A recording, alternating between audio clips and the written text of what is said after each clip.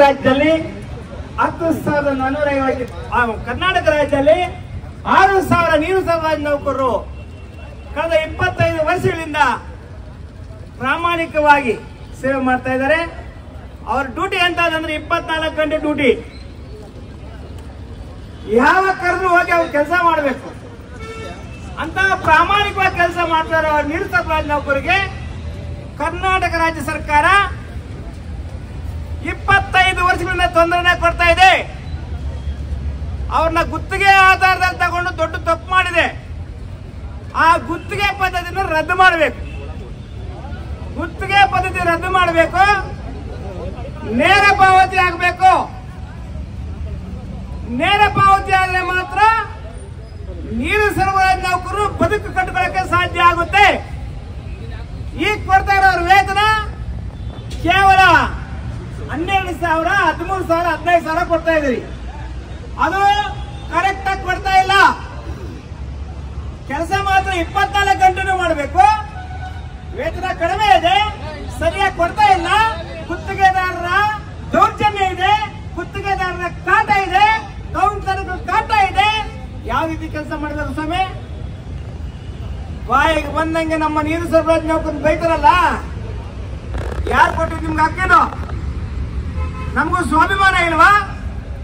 ನಮಗೂ ಮಾನ ಮರ್ಯಾದೆ ಇಲ್ವಾ? ನಮಗ್ ಗೌರವ ಕೊಡಬೇಕಾ ಬೇಡ? ಇವೆಲ್ಲ ಕೂಡ ತೊಂದರೆ ಆಗ್ತಾ ಇರೋದು. ಹಂಗಾಗಿ ಮಾನ್ಯ ಸರ್ಕಾರಕ್ಕೆ ನಾವು ಮನವಿ ಮಾಡ್ತಾ ಇದ್ದೀವಿ. ಈ ಕ್ಯಾಬಿನೆಟ್ ಅಲ್ಲಿ ಗುರುವಾರ ಕ್ಯಾಬಿನೆಟ್ ಅಲ್ಲಿ ನೀರು ಸರಬರಾಜು ನೌಕರಿಗೆ ನೇರ ಪಾವತಿ ಮಾಡಬೇಕು. ದಶಕಗಳಿಂದ ಇದು ನಮ್ಮ ಫೈಲು. ಡಿಪಾರ್ಟ್ಮೆಂಟ್ ಇಂದ ಫೈನಾನ್ಸ್ ಹೋಗೋದು ವಾಪಸ್ ಬರೋದು, ಫೈನಾನ್ಸ್ ಹೋಗೋದು ವಾಪಸ್ ಬರೋದು. ಎಷ್ಟು ವರ್ಷ ನಾವು ಕಾಯಕ್ಕಾಗುತ್ತೆ? ಇದು ನಮ್ಮ ನೋವಿನ ಸಂಗತಿ. 6,000 ನೀರು ಸರಬರಾಜು ನೌಕರರು ಇವತ್ತು ಅತಂತ್ರದಲ್ಲಿದ್ದಾರೆ. ಅವ್ರ ಕುಟುಂಬಗಳು ಬೀದಿಗೆ ಬಿದ್ದಿವೆ. ಅವ್ರ ಮಕ್ಕಳು ವಿದ್ಯಾಭ್ಯಾಸ ಮಾಡಕ್ಕೂ ಆಗ್ತಾ ಇಲ್ಲ. ಕೆಲಸ ಮಾತ್ರ ಜಾಸ್ತಿ, ವೇತನ ಕಡಿಮೆ.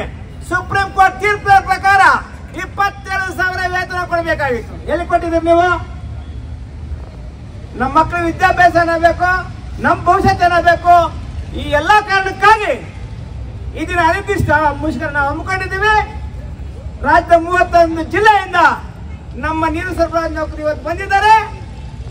ಸರ್ಕಾರ ಇವತ್ತು ತೀರ್ಮಾನ ತಗೊಂಡಿಲ್ಲ ಅಂದ್ರೆ ನಾಳೆ ನಮ್ಮ ಕುಟುಂಬದ ಸದಸ್ಯರು ಇಲ್ಲಿ ಬರ್ತಾರೆ. ನಮ್ಮ ಕುಟುಂಬದ ಸದಸ್ಯರು ಕೂಡ ನಾಳೆಯಿಂದ ಇಲ್ಲಿ ಬಂದು ಈ ಅನಿರ್ದಿಷ್ಟ ಮುಷ್ಕರದಲ್ಲಿ ಭಾಗವಹಿಸಲಿ ಅಂತೇಳಿ ಸರ್ಕಾರಕ್ಕೆ ಎಚ್ಚರಿಕೆ ಕೊಡ್ತಾ ಇದೀವಿ.